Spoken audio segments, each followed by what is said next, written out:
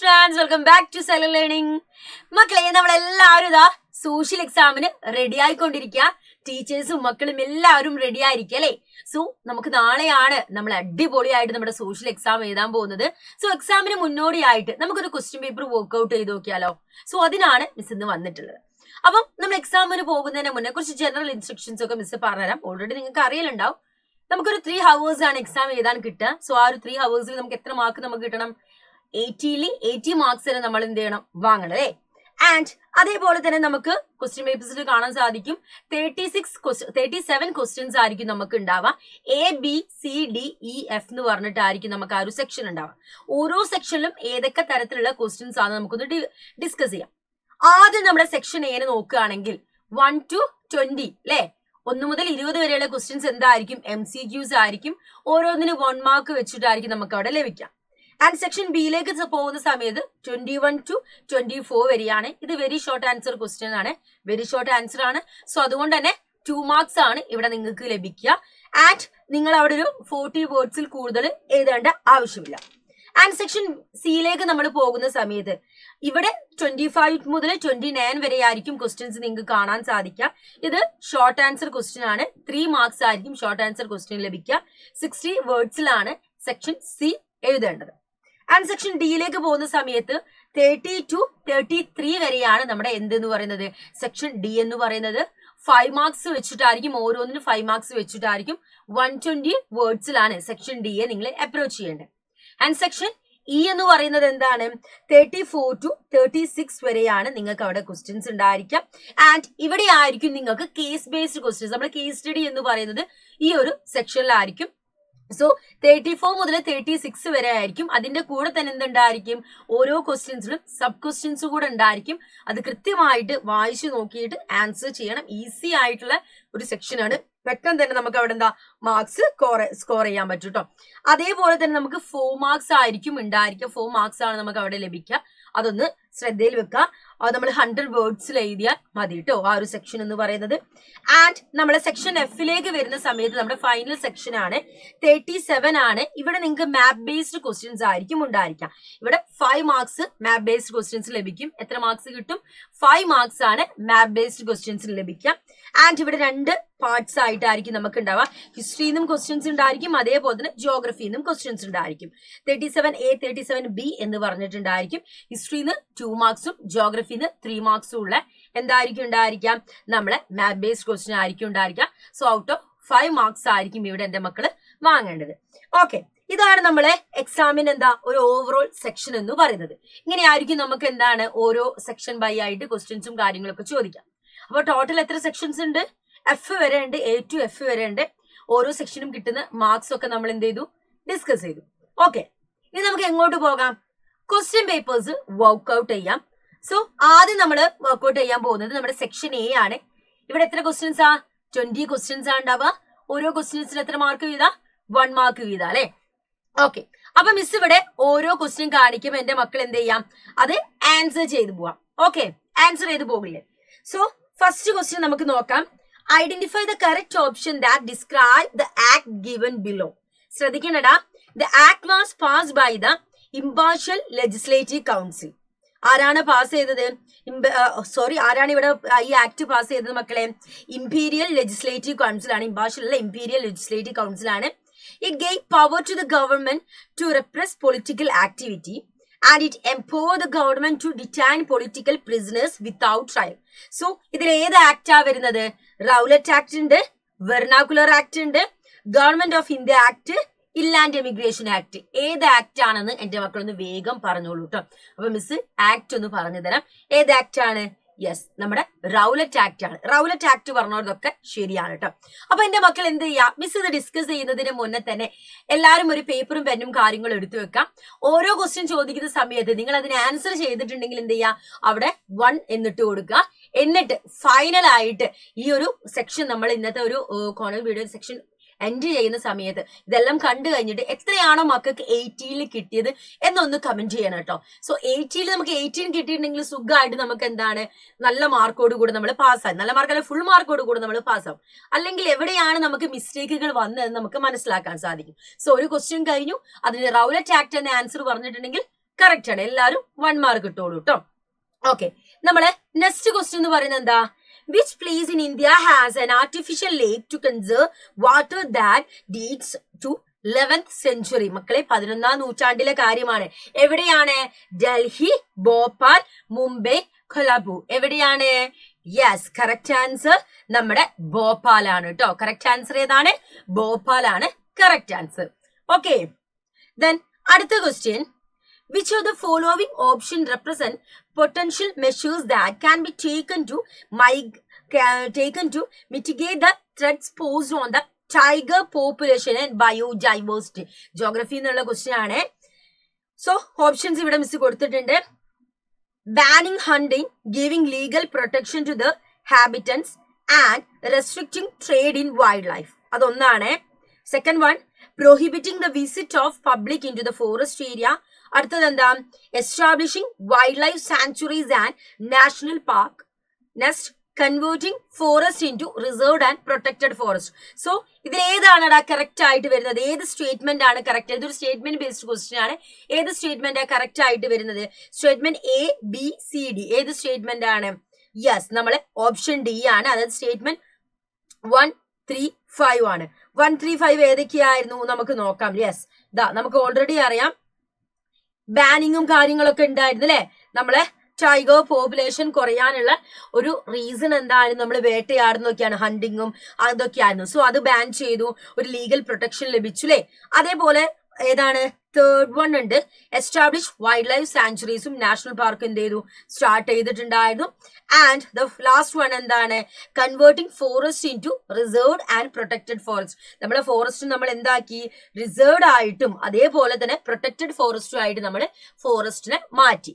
Okay, next ക്വസ്റ്റ്യനിലേക്ക് മക്കളെ നമുക്ക് പോകാം.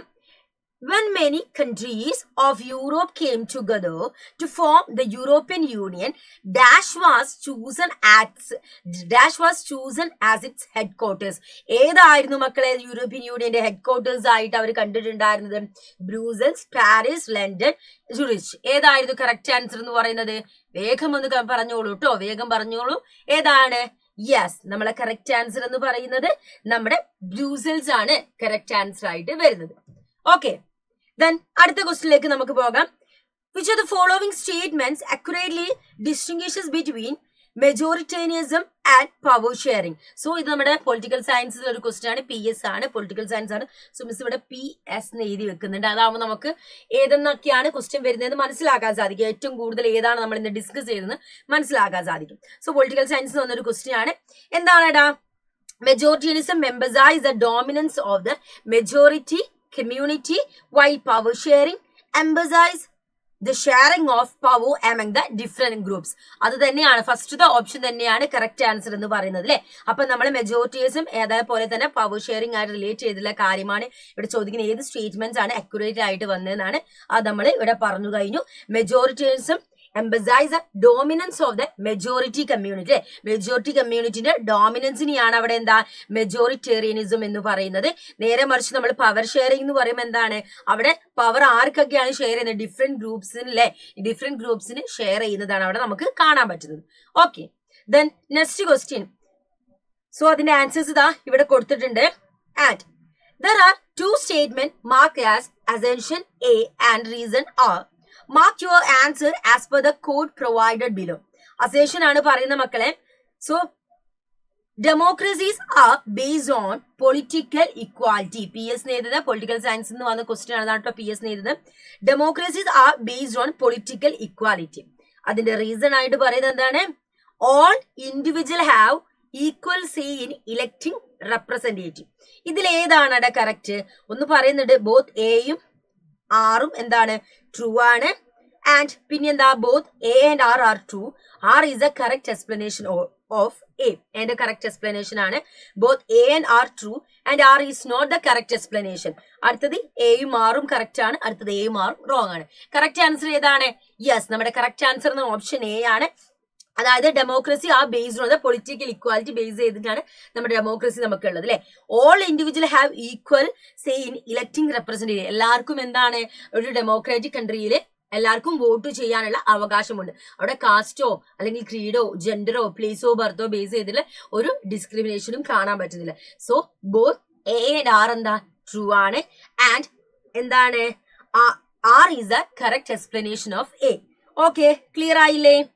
സോ ഇതാണ് മക്കളെ കറക്റ്റ് ആൻസർ ആയിട്ട് വരുന്നത്. സോ ഇവിടെ മിസ് അത് ഗ്രീൻ കളറിൽ മാർക്ക് ചെയ്തിട്ടുണ്ട്. അടുത്ത ക്വസ്റ്റിലേക്ക് നമുക്ക് പോകാം. Rahul has a sack of cotton, but he is needed of wheat, and Anush has a sack of wheat and is needed of cotton. Under this situation, both will be able to exchange their goods. In case of absence of such coincidence of wants, they may not exchange their goods. Which one of the following would be the best option that describe the mutual exchange of goods and eliminate the exchange of goods? മക്കളെ correct option പറഞ്ഞേ. ഇവിടെ നമുക്ക് പറയുന്നത് രാഹുലിന് എന്താണ്, Rahul has a sack of cotton but is need of wheat. പക്ഷെ അനുഷിന് എന്താണ്, അവിടെ വീറ്റ് വേണം. പക്ഷെ എന്താണ്, Anush has a sack of wheat and is in need of cotton. So ഇവിടെ എന്താണ്, ഇവർക്ക് എന്താണ് ഈ ഒരു സിറ്റുവേഷൻ ഫേസ് ചെയ്യുന്ന സമയത്ത് കാര്യങ്ങൾ അങ്ങോട്ടും ഇങ്ങോട്ടും എന്താ എക്സ്ചേഞ്ച് ചെയ്യാൻ സാധിക്കും. പിന്നെ ഇവിടെ എന്താ പറഞ്ഞത്, in case of absence of such coincidence of what they may not exchange their goods. അല്ലെ, അവിടെ കോയിൻസിഡൻസ് ഓഫ് വാൻസ് ഇല്ലെങ്കിൽ അവർക്ക് എന്താണ്, അവരുടെ ഗുഡ്സ് എക്സ്ചേഞ്ച് ചെയ്യാൻ സാധിക്കില്ല. Which of the following would be the best option that describe a mutual exchange of goods and eliminate the exchange of goods? ഏതാണ് correct answer ആയിട്ട് വരുന്നത്? ഇത് നമ്മുടെ എക്കണോമിക്സ് ആണ്. സോ മിസ് എന്താണ് ഈസി നേടുന്നുണ്ട്, ഈസി എക്കണോമിക്സ് ആണ്, ഈസി നേടുന്നുണ്ട്. സോ കറക്റ്റ് ആൻസർ എന്താണ്, double constant of what, money എന്നുള്ളതാണ് കറക്റ്റ് ആൻസർ ആയിട്ട് വരുന്നത്. ഓപ്ഷൻ ഡി ആണ് മക്കളെ കറക്റ്റ് ആൻസർ ആയിട്ട് വരുന്നത് കേട്ടോ. ഓക്കെ, നെക്സ്റ്റ് ക്വസ്റ്റിലേക്ക് നമുക്ക് പോകാം. ഇവിടെ ഗ്രീൻ ഇട്ടിച്ച് മിസ് മാർക്ക് ചെയ്തതാണ് കേട്ടോ, കറക്റ്റ് ആൻസർ മാർക്ക് ചെയ്തതാണ്. And you are a citizen of a country that has a democratic form of government. You want to ensure that the system of power sharing in your country is effective and that no one branch of government has absolute power. Which of the following measures would be the best meet this goal? മക്കളെ ഇത് PS എന്ന് വന്ന question ആണ്. All power is concentrated in the hands of legislature only ആണോ? Power is divided between the central government and the state or provinces, with each level having its own sphere of influence ആണോ? Power is spread among the legislative, executive and judicial branches, with each branch having its own responsibility and powers ആണോ? Power is shared among the different levels of government, such as the national, regional and local government, with each level have some degree of autonomy.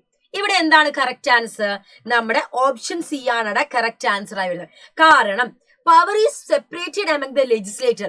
അധികാരം, power, legislator, executive, judiciary എന്ന എന്നീ ബ്രാഞ്ചസുകളിൽ നമ്മൾ എന്ത് ചെയ്തിട്ടുണ്ട്, നമ്മൾ divide ചെയ്ത് കൊടുത്തിട്ടുണ്ട്. With each branch having it's on responsibility. ഓരോ ബ്രാഞ്ചിനും എന്താണ്, അവർക്ക് അവരുടേതായുള്ള റെസ്പോൺസിബിലിറ്റീസും ഉണ്ട്, അതേപോലെ തന്നെ പവേഴ്സും ഉണ്ട്. സോ അതാണ് അവിടെ എന്താണ് കറക്റ്റ് ആൻസർ ആയിട്ട് വരുന്നത്. ഓക്കെ, നെക്സ്റ്റ് ക്വസ്റ്റ്യനിലേക്ക് നമുക്ക് പോകാം. അതിവിടെ ഗ്രീൻ കളറിൽ മാർക്ക് ചെയ്തുന്നുള്ളൂ കേട്ടോ. ഓക്കെ മക്കളെ, ഒരു ഐഡന്റിഫിക്കേഷൻ ചെയ്യാനുള്ള ഒരു ക്വസ്റ്റ്യൻ ആണ്. Identify the painting from the option given below. ഇത് ഏത് പെയിന്റിംഗ് ആണ് മക്കളെ? നമ്മുടെ ഫ്രാങ്ക്ഫർട്ട് പാർലമെന്റ്, അതേപോലെ തന്നെ റെയ്സ്ടാഗ്, ധൂമ, ദ ഹൗസ് ഓഫ് പാർലമെന്റ്. ഏതാണ് കറക്റ്റ് ആൻസർ എന്ന് പറയുന്നത്? യെസ്, എല്ലാവർക്കും അറിയുന്ന ഒരു ക്വസ്റ്റ്യൻ ആണ് അല്ലെ. നമുക്ക് എവിടുന്നാണ്, ഹിസ്റ്ററി എന്നുള്ള ഒരു ക്വസ്റ്റ്യൻ ആണ്. അപ്പൊ നമുക്ക് ഹിസ്റ്ററി എന്ന് കൊടുത്തിട്ടുണ്ട്. എന്താണ്? ഫ്രാങ്ക്ഫർട്ട് പാർലമെന്റ് ആണ് കറക്റ്റ് ആൻസർ എന്ന് പറയുന്നത്. ഓക്കെ, സോ നെക്സ്റ്റ് ക്വസ്റ്റ്യനിലേക്ക് നമുക്ക് പോകാം. Evaluate the impact of opening foreign trade on the global economy. എക്കണോമിക്സിൽ ഒരു ക്വസ്റ്റ്യൻ ആണ്, EC. Okay, by identifying the appropriate statement among the following option. Evaluate the impact of opening foreign trade on the global economy by identify the appropriate statement among the following option. Appropriate ആയ statement പറയാനാണ് ചോദിക്കുന്നത്. എന്തൊക്കെയാണ് statement വരുന്നത്? The choice of goods. എന്താ ഇവിടെ പറയുന്നത്? The choice of goods. ഒരു minute എടാ. Okay, the choice of goods in the market increase.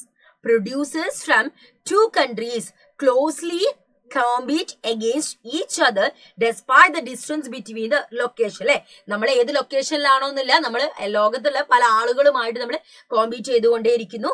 Foreign trade thus result in connecting the markets of, പിന്നെന്താ പറയുന്നത്, integration of market in different countries. Then the quality of the product is always good. അല്ലെ, നമ്മുടെ പ്രൊഡക്റ്റിന്റെ quality എന്തെയും always good ആയിരിക്കും. So statement 1 and 2 are appropriate എന്ന് പറയുന്നുണ്ട്. All the statement are appropriate. Statement 1, 2, 3 are appropriate എന്ന് പറയുന്നുണ്ട്. Only statement 4 is appropriate. Correct answer ഏതാണ് മക്കളെ? Option B ആണ് കറക്റ്റ് ആൻസർ ആയിട്ട് വരുന്നത്. സ്റ്റേറ്റ്മെന്റ് ഒന്ന് എന്തായിരുന്നു? The choice of goods in the market increase. അല്ലെ, പണ്ടുള്ള പോലെയല്ല, നമുക്ക് ഇതൊക്കെ എന്ത് ചെയ്തിട്ടുണ്ട്, ഓപ്പൺ ഫോറിൻ ട്രേഡും ഗ്ലോബലൈസേഷനും കാര്യങ്ങളൊക്കെ ഗ്ലോബൽ എക്കോണമി ഒക്കെ വന്നതോടുകൂടെ നമുക്ക് എന്ത് സംഭവിച്ചു, നമ്മുടെ മാർക്കറ്റിൽ ഏത് പ്രൊഡക്റ്റ് വേണം നമുക്ക് ചൂസ് ചെയ്യും, ഏത് വേണം എന്നുള്ള നമുക്ക് ചൂസ് ചെയ്യാനുള്ള ഒരു റൈറ്റ്സ് അതിലൂടെ ലഭിച്ചു. ഒരു ചോയ്സസ് നമുക്ക് അവിടെ ലഭിക്കുകയാണ്, ഒരുപാട് ചോയ്സസ് നമുക്ക് അവിടെ ലഭിക്കുന്നു. അതേപോലെ തന്നെ ഓപ്ഷൻ 2 എന്തായിരുന്നു? പ്രൊഡ്യൂസേഴ്സ് ഫ്രം 2 കൺട്രീസ് അല്ലെ closely compete against each other despite the distance between their location. നമ്മളെ എവിടെയാണോ എന്നുള്ളതല്ല, നമ്മൾ ലോകത്തിന്റെ പല ഭാഗത്തു നിന്നുള്ള ആളുകളുമായിട്ട്, 2 കൺട്രിയിലുള്ള ആളുകളായിട്ടൊക്കെ നമ്മൾ എന്ത് ചെയ്തു, നമ്മൾ ഇങ്ങനെ കോമ്പീറ്റ് ചെയ്തുകൊണ്ടേയിരുന്നു. ഓപ്ഷൻ 3 എന്തായിരുന്നു മക്കളെ? foreign trade thus result in connecting the markets or integration of markets in the different countries. അതാണടാ അവിടെ വരുന്നത്. ഓക്കെ, ക്ലിയർ ആയില്ലേ? ദാ ആൻസർ മക്കൾക്ക് ഇതാ ഇവിടെ കൊടുത്തിട്ടുണ്ട്. സെറ്റ്. അപ്പൊ നമ്മള് അടുത്ത ക്വസ്റ്റിലേക്ക് പോയാലോ? Choose the correction option to complete the statement. If a government provide its citizen a right and means to examine the process of decision, it is an accountable government ആണോ, responsible government ആണോ, transparent government ആണോ, stable government ആണോ? ആ government എന്തായിരിക്കും? ഒരു accountable government ആയിരിക്കും. So എന്താണ് അവിടെ ആൻസർ വരുന്നത്? ആൻ അക്കൗണ്ടബിൾ ഗവൺമെന്റ് ആണടാ അവിടെ ആൻസർ ആയിട്ട് വരുന്നത്. ഓക്കെ, ഓക്കെ അല്ലേ? യെസ്. അപ്പൊ നമുക്ക് അടുത്ത ക്വസ്റ്റിലേക്ക് നമുക്ക് പോകാം. Arrange the following statement in sequential order based on the events that shape the non-cooperation movement. Non-cooperation movement കുറിച്ചാണ് ചോദിക്കുന്നത്. സോ ആ ഒരു സ്റ്റേറ്റ്മെന്റ് നമുക്ക് എന്താണ് കറക്റ്റ് ആയിട്ട് അറേഞ്ച് ചെയ്തേക്കാനാണ് പറയുന്നത്. General Dyer open the fire at the large crowd gather in the enclosed ground of Jallianwala വാലാബാഗ് ഇൻസിഡന്റ് ആണ് പറയുന്നത്. സോ ജനറൽ ഡയർ എല്ലാവരും എന്താ ഫയർ ചെയ്ത കാര്യം മെൻഷൻ ചെയ്യുന്നു. അടുത്തെന്താ? ഫോഴ്സ്ഡ് റിക്രൂട്ട്മെന്റ് അല്ലെ, forced recruitment carried out by the British government and the economic hardship faced by the people during the first world war. അതായത് ഓരോ വ്യക്തികൾ എന്താ ഫസ്റ്റ് വേൾഡ് വാറിന്റെ സമയത്ത് ഇവരെന്ത് ചെയ്തിട്ടുണ്ടായിരുന്നു? ഫോഴ്സ്ഫുള്ളി അവരെ റിക്രൂട്ട് ചെയ്തത്. തേർഡ് വൺ എന്താ? The defeat of the Ottoman Empire of Turkey led to the formation of the Khilafat movement. And the fourth one, Gandhiji launched a nationwide satyagraha against the Rowlatt Act. ഇതിൽ ഏതാണ് മക്കളെ correct answer ആയിട്ട് വരുന്നത്? ഏതാണ് correct answer? ഒരു order ആക്കാനാണ്, ഒരു chronological order ആക്കാനാ പറയുന്നത്. ഏതാണ് ഫസ്റ്റ് വൺ എന്ന് പറയുന്നത്? ഏതാണ്? ഇതാണ് ഒന്നാമത്. അതായത് ഫോഴ്സ്ഡ് റിക്രൂട്ട്മെന്റ് ആദ്യം നടക്കുന്നു. പിന്നെ എന്ത് നടക്കുന്നു? ജനറൽ ഡയർ എന്തു ചെയ്യുകയാണ്? ജാലിയർ വാലാബാഗ് അവരെ എൻക്ലോസ് ചെയ്തിട്ട് അവിടെ എല്ലാവരും എന്ത് ചെയ്യുന്നു? വെടിവെക്കുന്നു. സോ ജാലിയർ വാലാബാഗ് ഇൻസിഡന്റ് നടക്കുന്നു. അടുത്തത് എന്താ? ഗാന്ധിജി നാഷൻ വൈഡ് ആയിട്ട് ഒരു സത്യാഗ്രഹം സ്റ്റാർട്ട് ചെയ്യുന്നു റൗലറ്റ് ആക്ടിനെതിരെ. അപ്പൊ തേർഡ് വൺ ഇതാണ്. ആൻഡ് ദ ഫൈനൽ വൺ എന്താണ്? The formation of Khilafat movement. So option A, B, C, D ഇതിൽ ഏതാണ് കറക്റ്റ് ആയിട്ട് വരുന്നത്?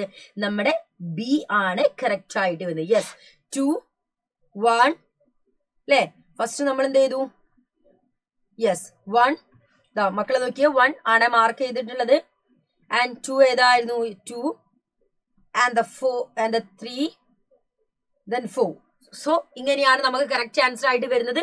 അത് മിസ് ഇതാ ഇവിടെ ഡീറ്റെയിൽ ആയിട്ട് ഇവിടെ മാർക്ക് ചെയ്ത് കൊടുത്തിട്ടുണ്ട് കേട്ടോ. Okay, next one. If there is a disruption by transporters and lorries refuse to transport vegetable, milk, etc.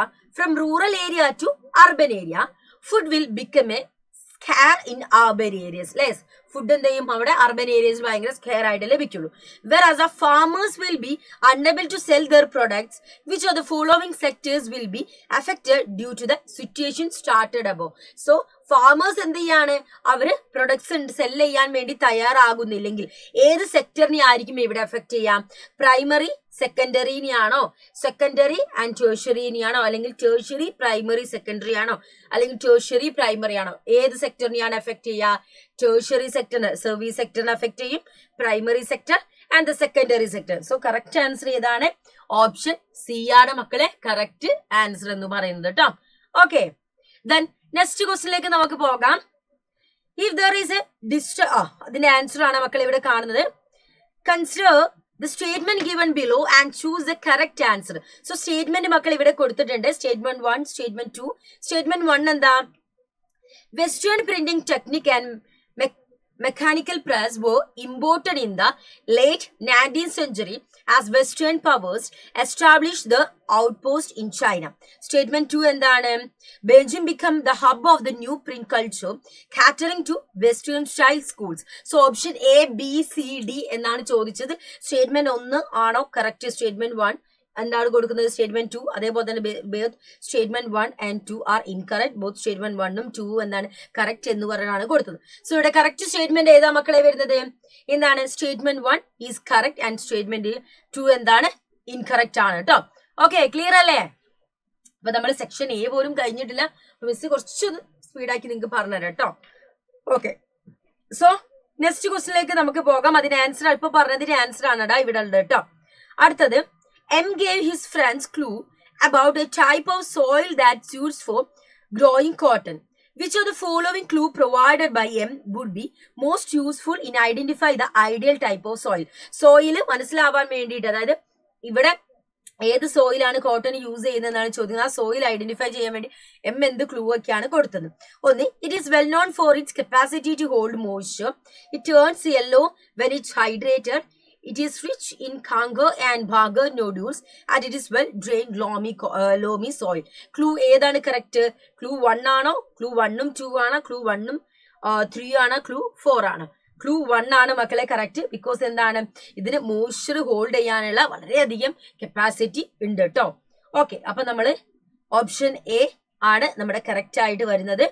അടുത്ത ക്വസ്റ്റിനിലേക്ക് നമ്മൾ പോവുകയാണ് മക്കളെ. Choose the right option. എന്താ ഇവിടെ പറയുന്നത്? Choose the right option to fill in the blank. The emergence of it is directly connected to the rise of political party. Monetary democracies ആണോ, direct democracies ആണോ, representative democracies ആണോ, constitutional democracies ആണോ? ഏതാണ് answer correct ആയിട്ട് വരുന്നത്? Yes, നമ്മുടെ ഏതാണ്? representative democracies ആണ് മക്കളെ കറക്റ്റ് ആയിട്ട് അവിടെ വരുന്നത് കേട്ടോ. ഓക്കെ, സോ അടുത്ത ക്വസ്റ്റിലേക്ക് നമുക്ക് പോകാം. The process of integration between different countries is called privatization, globalization, liberalization, competition. ഏതാണ്? യെസ്, നമ്മുടെ ഗ്ലോബലൈസേഷൻ ആണ് കറക്റ്റ് ആൻസർ എന്ന് പറയുന്നത്. ഓക്കെ, അപ്പൊ നമ്മ ആൻസർ മിസ് ഇവിടെ കൊടുത്തിട്ടുണ്ട്. ഇനി നമ്മള് അടുത്ത question, which of the following statement is correct keeping requirement of the formation of government? Government formation ആണ് കറക്റ്റ് ആയിട്ടുള്ള സ്റ്റേറ്റ്മെന്റ് ഏതാന്നാണ് പറയേണ്ട മക്കളെ. സ്റ്റേറ്റ്മെന്റ് ഒന്നെന്താ? It is possible for independent candidate to form a government. Statement 1. Statement 2, government formation is exclusively reserved for political പാർട്ടീസിന് മാത്രം. And statement 3, the formation of government is limited to only elected political party. Political parties ne matrannaane. And statement 4 എന്താ? Government can only be formed by the political party that are elected and hold a majority. ഇതിൽ ഏത് statement ആണ് correct? Statement 4 മാത്രമാണ് ഇവിടെ എന്താണ് correct ആയിട്ടുള്ളത് അല്ലെ. Statement 4 മാത്രമാണ്. Government can only be form by political party that are elected and hold a majority അല്ലെ. മെജോറിറ്റി ഹോൾഡ് ചെയ്യുന്ന പാർട്ടിക്ക് എന്താണ് ഇവിടെ ഗവൺമെന്റ് ഫോം ചെയ്യാൻ പറ്റുമെന്നാണ് പറയുന്നത്. അപ്പം ഓപ്ഷൻ ഡി ആണടാ കറക്റ്റ് ആൻസർ ആയിട്ട് വരുന്നത്. സോ നെക്സ്റ്റ് ക്വസ്റ്റിനിലേക്ക് നമുക്ക് പോകാം. നെക്സ്റ്റ് ക്വസ്റ്റ്യൻ എന്താണ്? യെസ്, നമ്മുടെ ഈ ഒരു സെക്ഷനിലെ ഫൈനൽ ക്വസ്റ്റ്യൻ ആണ്. There are 2 statements marked as assertion and reason are. Mark your answer as per the code provided below. Assertion A, India is a country with a multi-party system set up. India എന്ന് പറയുന്ന country എന്താണ് multi party system, ഒരു party system കാര്യങ്ങളൊക്കെ ഉണ്ട് അല്ലെ. Reason എന്താ പറയുന്നത്, the multi party system often appear very messy and leads to political instability. Correct option ഏതാണ് മക്കളെ? ഒന്ന് വേഗം പറഞ്ഞേ, എന്താണ്? ഒന്ന് വേഗം പറഞ്ഞേ. നമ്മുടെ ഒന്നാമത് പറഞ്ഞത്, അതായത് ഇന്ത്യ എന്ന് പറയുന്ന കൺട്രി എന്താണ് മൾട്ടി പാർട്ടി സിസ്റ്റം സെറ്റപ്പ് ചെയ്തിട്ടുള്ള കൺട്രിയാണ്. അപ്പൊ ബോത്ത് നമ്മുടെ ഫസ്റ്റ് എന്താണ് കറക്റ്റ് ആണ്. അതേപോലെ തന്നെ the multi party system often appear very messy and leads to political instability, അതും കറക്റ്റ് ആണ്. പക്ഷേ എന്താണ് ഒന്നിന്റെ ആർ എന്ന് പറയുന്നത് എന്താണ്, is not the correct explanation of എന്റെ കറക്റ്റ് എക്സ്പ്ലനേഷൻ അല്ല. അപ്പൊ ഓപ്ഷൻ ബി ആണ് വരുന്നത്. Both A and R true but R is not the correct explanation of A. അപ്പൊ ഓപ്ഷൻ ബി ആണ് കറക്റ്റ് ആൻസർ ആയി വരുന്നത്. ഓക്കെ അല്ലേ മക്കളെ? സെറ്റ്. അപ്പൊ അങ്ങനെ നമ്മൾ ഫസ്റ്റ് സെക്ഷൻ കംപ്ലീറ്റ് ചെയ്തിരിക്കുകയാണ്. നമ്മുടെ സെക്കൻഡ് സെക്ഷൻ, അതായത് നമ്മുടെ സെക്ഷൻ ബിയിലേക്കാണ് നമ്മൾ ഇനി പോകാൻ പോകുന്നത്. അപ്പൊ എന്റെ കുഞ്ഞുങ്ങൾ എല്ലാവരും റെഡി ആയിരിക്കില്ല. അപ്പൊ നമുക്ക് സെക്ഷൻ ബി ഒന്ന് നോക്കാം. Okay, study the map truly and mention the language that are dominantly present in Belgium. മക്കളെ ഒന്ന് നോക്കിക്കേ. Study the map truly and mention the language that are dominantly present in Belgium. ഏതൊക്കെയാണ് correct ആയിട്ട് വരുന്നത്? ഏതൊക്കെയാണ്? Yes, ഇവിടെ ഏത് language ആണ്? ഡച്ചും അതേപോലെ തന്നെ ഫ്രഞ്ചും ആണ് കേട്ടോ മക്കളെ. എന്താണ് കറക്റ്റ് ആൻസർ എന്ന് പറയുന്നത്? ഡച്ചും ഫ്രഞ്ചും ആണ് കറക്റ്റ് ആൻസർ ആയിട്ട് വരുന്നത് കേട്ടോ. അപ്പൊ അതൊന്ന് മക്കൾ ശ്രദ്ധിക്കുക. ഓക്കെ, സെറ്റ് ആയില്ലേ? ഇവിടുത്തെ ഏത് ലാംഗ്വേജ് ആണ് ഡോമിനന്റ്ലി പ്രസന്റ് ചെയ്യുന്നത്? ബെൽജിയത്തില് ഡച്ചും ഫ്രഞ്ചും ആണ്. And the most powerful weapon of the Spanish conquer was not a conventional military weapon at all. Justify the above statement by giving 2 reasons. അതാണ് നമ്മളോട് ചോദിക്കുന്നത്. നോക്കാം, നമുക്കതൊന്ന് ചെയ്ത് നോക്കാം. ഇവിടെ 2 ക്വസ്റ്റ്യൻ. ഫസ്റ്റ് ക്വസ്റ്റ്യൻ ആണ് നമ്മൾ എഴുതാൻ പോകുന്നത്. The most powerful weapon of the Spanish conquer was not a conventional military weapon at all. Justify the above statement.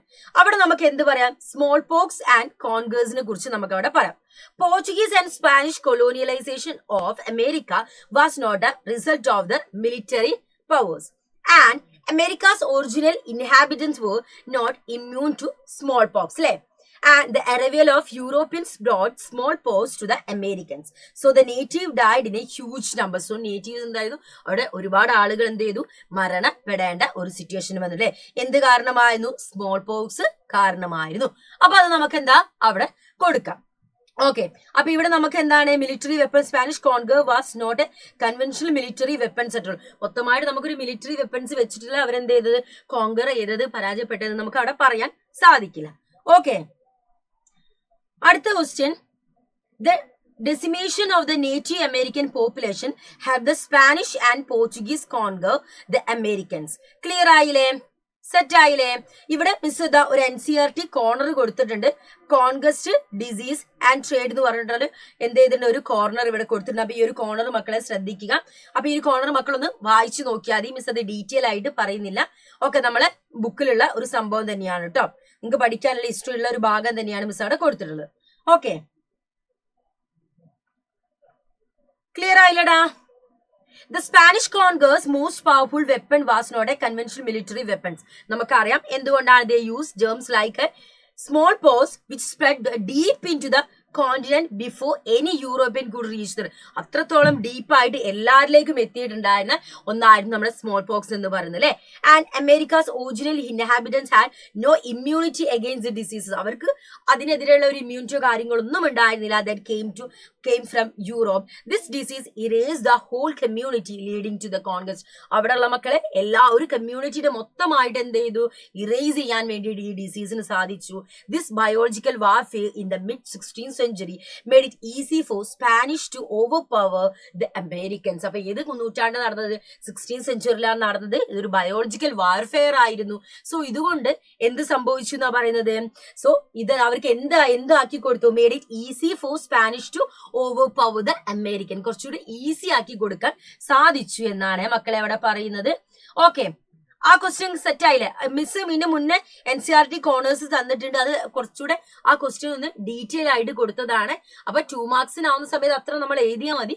എന്നാലും നിങ്ങൾക്ക് അത് മേ ബി ആ ഒരു ക്വസ്റ്റ്യൻ 4 മാർക്സിനൊക്കെ 3 മാർക്സിനൊക്കെ ചോദിച്ചാൽ, അല്ലെങ്കിൽ അതിൽ കൂടുതൽ ചോദിക്കുന്ന സമയത്ത് ആഡ് ചെയ്യാൻ വേണ്ടിയിട്ട് 5 മാർക്സിന് വരുന്ന സമയത്ത് ആഡ് ചെയ്യാൻ വേണ്ടിയുള്ള കുറച്ച് പോയിന്റ്സ് ആണ് കേട്ടോ അവിടെ കൊടുത്തിട്ടുള്ളത്. ഓക്കെ, സോ നമുക്ക് നെക്സ്റ്റ് ക്വസ്റ്റിലേക്ക് നമുക്ക് പോകാം. Traders and travelers introduce new crops to lands they travel. Substantiate the statement with illustrations എന്നാണ് ചോദിക്കുന്നത്. ഇവിടെ നമുക്ക് എന്ത് പറയാം? സിൽക്ക് റൂട്ട്സിനെ കുറിച്ച് നമുക്ക് പറയാം. സിൽക്ക് റൂട്ട്സിനെ കുറിച്ച് എന്തൊക്കെ കാര്യങ്ങളാണ് മക്കളെ ഇവിടെ പറയുന്നത്? Impact of the silk route, the word trade and cultural exchange, അല്ലെ? The word trade and cultural exchange ആണെന്നു.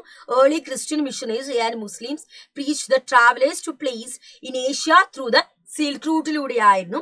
And Buddhism spread for the Indian subcontinent in several direction. Buddhism എന്ത് ചെയ്തിട്ടുണ്ടായിരുന്നു ആ സമയത്ത്? ഇന്ത്യൻ സബ് കോണ്ടിനൊക്കെ സ്പ്രെഡ് ചെയ്തിട്ടുള്ള ഒന്നായിരുന്നു എന്ന കാര്യം നമുക്ക് അവിടെ പറയാം. സോ ഇവിടെ നമ്മൾ എന്താണ്? സിൽക്ക് റൂട്ടിനെ കുറിച്ചാണ് പറയുന്നത്. അതേപോലെ തന്നെ ഇവിടെ ഫുഡ് ആൻഡ് കൾച്ചറൽ എക്സ്ചേഞ്ച് നമുക്ക് കാണാൻ സാധിക്കും.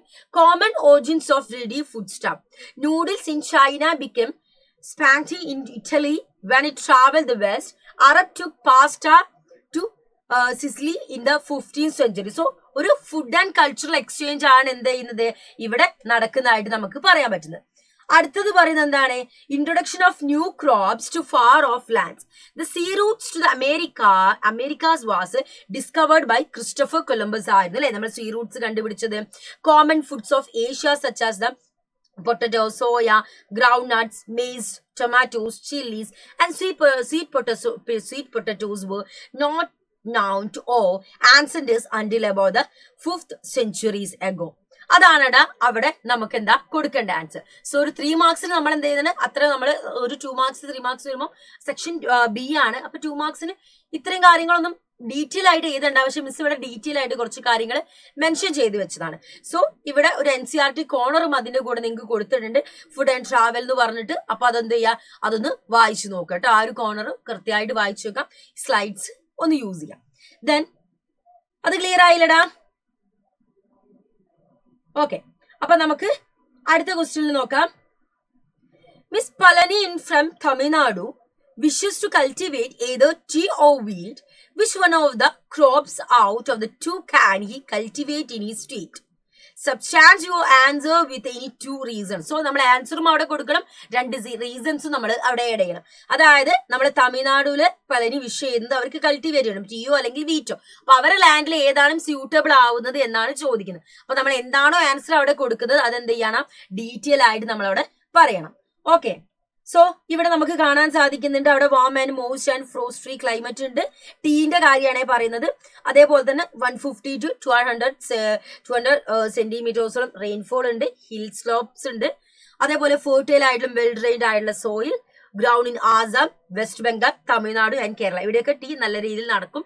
സോ അതുകൊണ്ട് തന്നെ നമുക്ക് തമിഴ്നാട്ടിലെ പള്ളിക്ക് എന്താണ് ടീ നല്ല രീതിയിൽ എന്താ കൾട്ടിവേറ്റ് ചെയ്യാം, ബിക്കോസ് തമിഴ്നാട്ടിൽ ടീ നല്ല രീതിയിൽ വളരുന്നുണ്ട്. ആൻഡ് ഇനി നമ്മൾ വീട്ടിലേക്ക് പോവുകയാണെങ്കിൽ വീറ്റ് കുറച്ച് ഏറ്റവും വീറ്റിനെന്ന് വെച്ചാൽ 50 to 75 സെന്റിമീറ്റർ ആണ് റെയിൻഫോൾ. വെൽ ഡ്രെയിൻഡ് ആയിട്ടുള്ള ലോമി സോയിൽസ് വേണം, കൂൾ ടെമ്പറേച്ചർ വേണം, അതായത് അതിന്റെ ഗ്രോയിങ് സീസണിൽ. അതേപോലെ തന്നെ bright sunshine at the time of ripening, അതായത് നമ്മൾ നെല്ല് കൊയ്യുന്ന ആ ഒരു സമയത്ത്, ഹാർവസ്റ്റ് സമയത്ത് എന്താണ് സൺഷൈൻ ഉണ്ടായിരിക്കണം. ദെൻ അതേപോലെ തന്നെ ഇത് ഏറ്റവും കൂടുതൽ വളരെ മക്കൾ എവിടെയാന്നാ പറയുന്നത്? യെസ്, നമ്മുടെ grown in the Ganga Satluj plains and the black soil in Deccan. ഇവിടെയാണ് ഏറ്റവും കൂടുതൽ എന്ത് വളരുക? വീറ്റ് വളരുക. ഓക്കെ, അപ്പൊ ഇവിടെ നോക്കിക്കേ, mister Palani must cultivate tea in Tamil Nadu as a soil and climate condition in Tamil Nadu are suitable to grow tea. ടീക്ക് നല്ല ഒരു ക്ലൈമറ്റും അതേപോലെ തന്നെ എന്താണ് സോയിലും കാര്യങ്ങളൊക്കെ എവിടെ ഉണ്ട്? നമ്മുടെ തമിഴ്നാടിലുണ്ട്. The tea plant grow well in tropical and subtropical climates. അത് ഏറ്റവും കൂടുതൽ വളരെ ഏതാണ്? ട്രോപ്പിക്കൽ ആയിട്ടുള്ള സബ് ട്രോപ്പിക്കൽ ആയിട്ടുള്ള ക്ലൈമറ്റിലാണ് വരിക. അതേപോലെ ഫെർട്ടൈൽ ആയിട്ടുള്ള ഒരു ലാൻഡ് അവിടെ ഉണ്ട്, സോയിൽ ഉണ്ട്, ലാറ്ററൈറ്റ് സോയിൽ. ഇതൊക്കെ എന്താണ് നല്ല രീതിയിൽ തമിഴ്നാട്ടിലുണ്ട്. സോ കൂടുതൽ നമുക്ക് എന്താണ് ടീ കൾട്ടിവേറ്റ് ചെയ്യുന്നതായിരിക്കും നന്നായിരിക്കുക എന്ന കാര്യം നമുക്ക് അവിടെ പറയാം. ഓക്കെ, സെറ്റ് അല്ലേ? ഓക്കെ, അപ്പൊ നമുക്കിനി അടുത്ത ക്വസ്റ്റ്യനിലേക്ക് പോകാം. Mention any 2 reasons to state that India is a federal country. India federal country ആണെന്ന് പറയാനുള്ള 2 റീസൺസ് പറയാനാണ്. ഒന്നെന്താ മക്കളെ? നമ്മൾ ഇന്ത്യക്ക് എന്തുണ്ട്? നമ്മൾ ഒരു ലെജിസ്ലേറ്റർ, എക്സിക്യൂട്ടീവ്, ജുഡീഷ്യറി നമുക്ക് കാണാൻ സാധിക്കും. ഒരു ഫെഡറൽ ഫോം ഓഫ് ഗവൺമെന്റ് ആണ് നമ്മുടെ ഇന്ത്യക്കുള്ളത് അല്ലെ. The following are the reason. ഏതൊക്കെ റീസൺസ് ആണ്?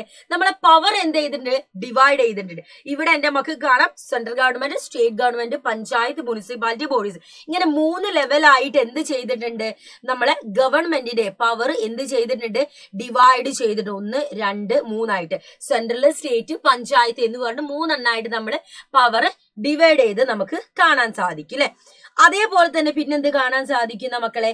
ഇൻഡിപെൻഡന്റ് ആയിട്ടുള്ള ഒരു ജുഡീഷ്യറി. ഓരോ ക്വസ്റ്റ്യൻസും മിസ് ഡീറ്റെയിൽ പറയുന്നില്ല, നിങ്ങൾ ആൻസർ ചെയ്യണം കേട്ടോ. അപ്പം ഡീറ്റെയിൽ ആയിട്ട് നമുക്ക് എന്ത് പറയാം?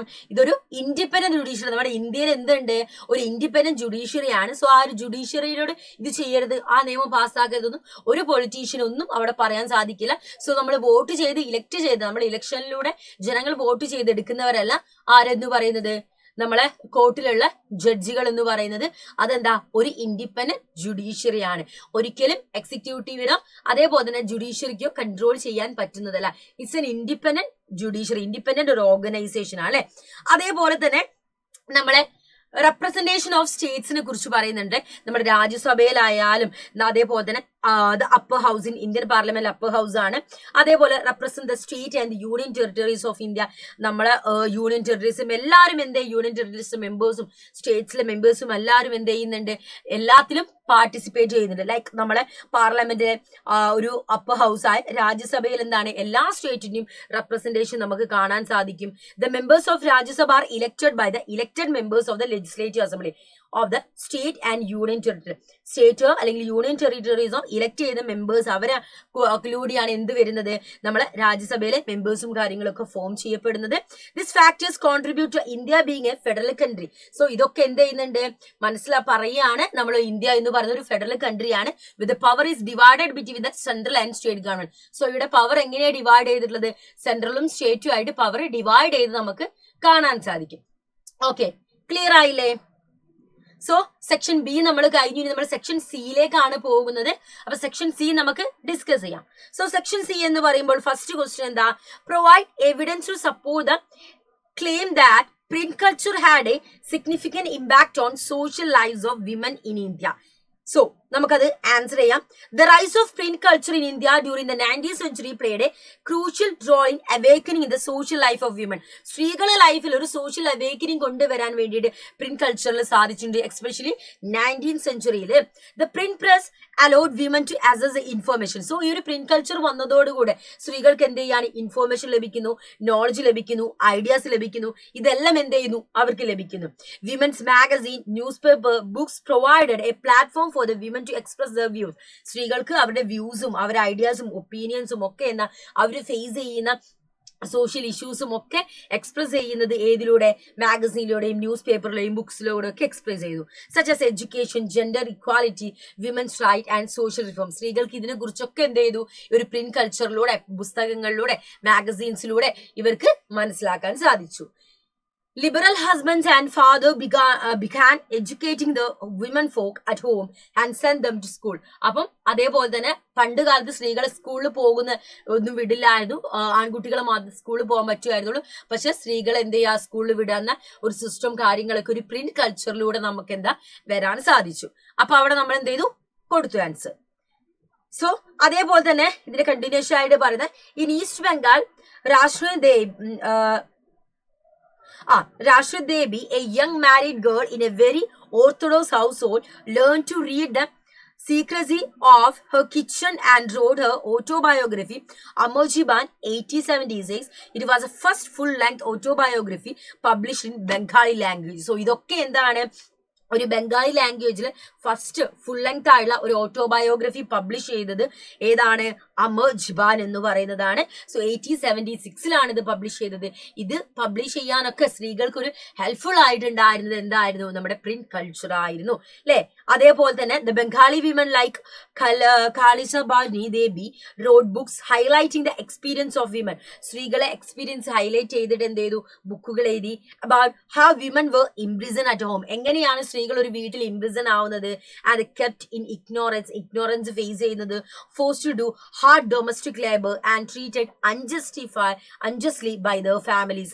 അതേപോലെ തന്നെ അവരെ കൊണ്ട് ഹാർഡായിട്ട് ഒരു ഡൊമസ്റ്റിക് ലേബർ ഒക്കെ അവരെ കൊണ്ട് ചെയ്യിപ്പിക്കുന്നതും അവരെ വളരെ മോശമായിട്ട് ട്രീറ്റ് ചെയ്തതും ഇതൊക്കെ റിലേറ്റ് ചെയ്തിട്ട് ഒരു ബംഗാളി ലേഡി എന്ത് ചെയ്തിട്ടുണ്ടായിരുന്നു, ബുക്കുകളും കാര്യങ്ങളും ജോട്ട് ചെയ്തു. അങ്ങനെ പല സ്ഥലത്തിൽ. പിന്നെ താരാബായി Shinde and Pandita Ramabai wrote with passionate anger about the miserable lives of upper caste Hindu women, especially വിഡോസിനെ കുറിച്ചിട്ടൊക്കെ മഹാരാഷ്ട്രയിൽ എഴുതിയിട്ടുണ്ടായിരുന്ന വർക്കുകളാണ്. ഇതൊക്കെ എന്താണ്, പ്രിന്റ് കൾച്ചറിന്റെ ഭാഗമായിട്ട് നമുക്ക് വന്നിട്ടുള്ളതാണ് അല്ലെ. ഓക്കെ അല്ലേ മക്കളെ? ഇനി തമിഴ്നാട്ടിലും പറയുന്നത്. അപ്പൊ ഓരോ സ്ഥലങ്ങളിൽ നമുക്ക് പറയുന്നുണ്ട്. അപ്പൊ എല്ലാ സ്ഥലങ്ങളും മിസ് ഡീറ്റെയിൽ ആയിട്ട് പറയുന്നില്ല, ആൻസേഴ്സ് ഇവിടെ കൊടുക്കുന്നുണ്ട്. അപ്പൊ മക്കൾ എന്ത് ചെയ്യാ, ഇതൊക്കെ എക്സാമിന് ആഡ് ചെയ്യണം കേട്ടോ. ഓക്കേടാ. സോ 3 മാർക്കിന് ചോദിക്കുന്ന സമയത്ത് ആ ഒരു 3 മാർക്കിന് മാത്രം എന്റെ മക്കൾ എഴുതിയാൽ മതി. ഒരുപാട് നേരത്തെ നമ്മൾ പറഞ്ഞു എത്ര ലിമിറ്റ് വേർഡ്സ് പറഞ്ഞു, ആ ഒരു വേർഡ്സിൽ നിന്നുകൊണ്ട് എഴുതിയാൽ മതി കേട്ടോ. ഓക്കെ, അത് ക്ലിയർ ആയില്ലടാ. അപ്പൊ നമുക്ക് അടുത്തതിലേക്ക് പോകാം. A worker in urban area who was working in a small factory was not paid his wages properly. He was forced to work extra hours under poor working conditions. There was no job security. Recently, he lost his job and was found selling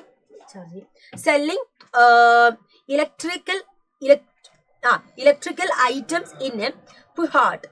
Analyze the role of the government in protecting the workers working in unorganized sector. ഇത് നമ്മൾ ലൈവിൽ already discuss ചെയ്ത question അല്ലെ. Unorganise സെക്ടറിൽ എന്ത് ചെയ്യുന്നില്ല, യാതൊരു തരത്തിലുള്ള പ്രൊട്ടക്ഷനും കാര്യങ്ങളും ഒന്നും എന്ത് ചെയ്യാ അവിടെ ലഭിക്കുന്നില്ല. സോ ഗവൺമെന്റിന്റെ ഭാഗത്തുനിന്ന് എന്തൊക്കെ കാര്യങ്ങളാണ് നമുക്കിവിടെ ചെയ്യാൻ പറ്റുക കൊടുക്കുന്നുണ്ട്. സോ നമുക്ക് എന്തൊക്കെ കാര്യങ്ങൾ പറയാൻ സാധിക്കും? Factories should be registered with the government and implement labour laws. Factories എല്ലാം എന്ത് ചെയ്യുക, ഗവൺമെന്റിൽ രജിസ്റ്റർ ചെയ്യുക. അതേപോലെ തന്നെ ലേബർ ലോ കൃത്യമായിട്ട് ഇംപ്ലിമെന്റ് ചെയ്യുന്നുണ്ടോ നോക്കുക. അതേപോലെ തന്നെ ഇവർക്ക് എന്ത് ചെയ്യുക, സ്മോൾ സ്കെയിൽ ഇൻഡസ്ട്രിയിലൊക്കെ ചീപ്പ് ലോൺസ് ഏർപ്പാടാക്കി കൊടുക്കുക. അതേപോലെ റോ മെറ്റീരിയൽ മാർക്കറ്റിംഗ് ഔട്ട് ഇവർക്കൊരു സപ്പോർട്ടിങ്ങും കാര്യങ്ങളൊക്കെ കൊടുത്തിട്ടുണ്ടെങ്കിൽ ഈ അൺഓർഗനൈസ്ഡ് ഉള്ള സെക്ടറിലുള്ള ആളുകളെ നമുക്ക് എന്ത് ചെയ്യാൻ പറ്റും, പ്രൊട്ടക്ട് ചെയ്യാൻ പറ്റുമെന്നാണ് പറയുന്നത്. അത് ഡീറ്റെയിൽ ആയിട്ട് ആൻസർ ഇവിടെ കൊടുത്തിട്ടുണ്ട്. അതൊന്നും എന്റെ മക്കൾ എന്ത് ചെയ്യണം, അവിടെ നോക്കണം കേട്ടോ. അപ്പൊ ഡീറ്റെയിൽ ആൻസേഴ്സും ഇവിടെ ആഡ് ചെയ്തിട്ടുണ്ട്. സോ ഇതൊരു 5 മാർക്സിന് ചോദിച്ചാൽ എന്റെ മക്കൾക്ക് എന്ത് ചെയ്യണം, ആൻസർ ചെയ്യാൻ പറ്റണം. അതിനാണ് ഡീറ്റെയിൽ നോട്ട് ഇവിടെ കൊടുത്തിട്ടുള്ളത്. ഓക്കെ, സോ നെക്സ്റ്റ് ക്വസ്റ്റിനിലേക്ക് നമുക്ക് പോകാം. Mr. Pawan, a village head, wanted to create a more job opportunity to increase the income of the people of this village under MNREGA Act. Mahatma Gandhi ആ ഒരു act ആണ് പറയുന്നത്. Suggest any 3 activities so that mister Pavan could initiate in his village. എന്തൊക്കെ ആക്ടിവിറ്റിയാണ് പവന് ചെയ്യാൻ സാധിക്കുക നമുക്ക് പറയാം. Application and harvesting. So 2 or more members of the family can be employed in her own field.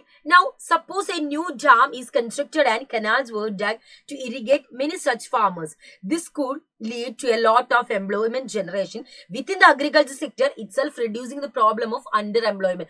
മക്കളെ ഒരു ഡാമോ കാര്യങ്ങളോ ക്രിയേറ്റ് ചെയ്യുന്ന സമയത്ത് അല്ലെങ്കിൽ ഇറിഗേഷൻ പ്ലാൻ അവിടെ നടക്കുന്ന സമയത്ത് അവിടെ നമുക്ക് എന്ത് ചെയ്യാൻ പറ്റും, ഒരുപാട് ജോബ് ഓപ്പർച്യൂണിറ്റി നമുക്ക് ക്രിയേറ്റ് ചെയ്യാം.